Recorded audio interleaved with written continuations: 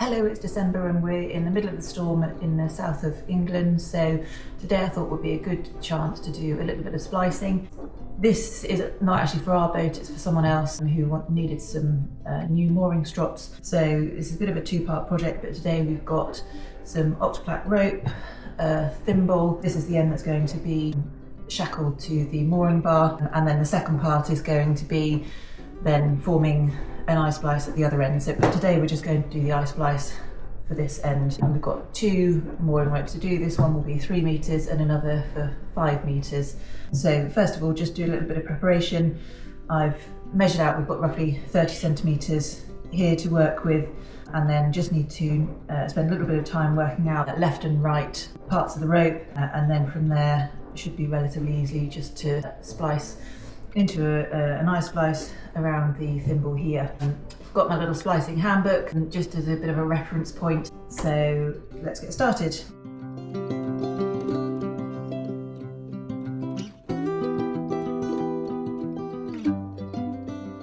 So that's my left and right pairs separated. I've got 2 here left and right underneath the main rope here, and 2 here that we'll work with first on top of the rope.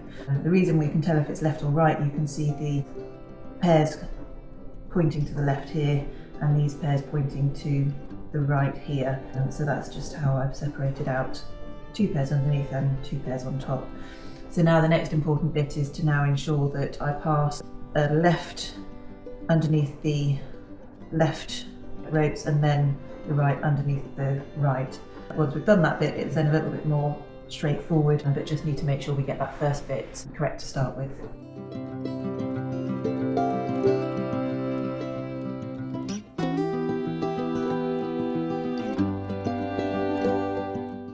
So that's each pair passed under its corresponding section of the rope. So I'm just going to tidy up a little bit, just because there's a few twists in here just to make it a little bit neater.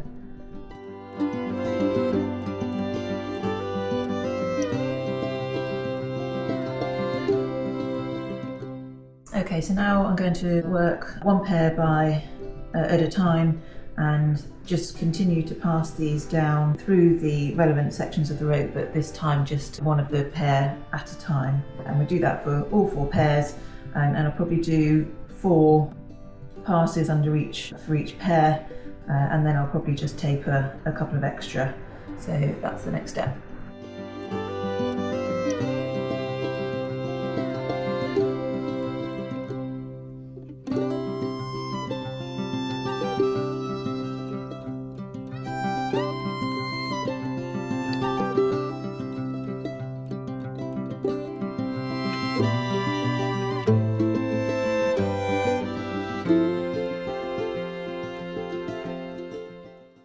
That's a basic I-splice. It just needs a little bit of tidying up, just sorting out the tensions of each of the individual strands.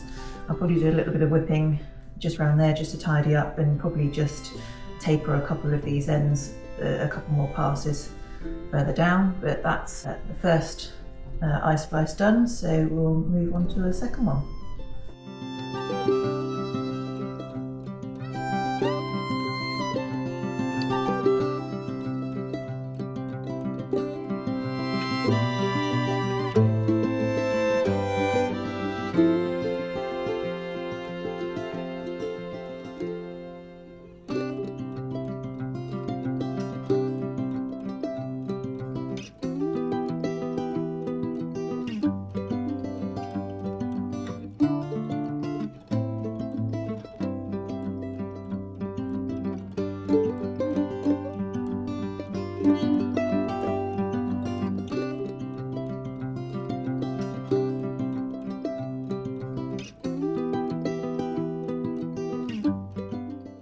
There we have it, second I-splice around a thimble.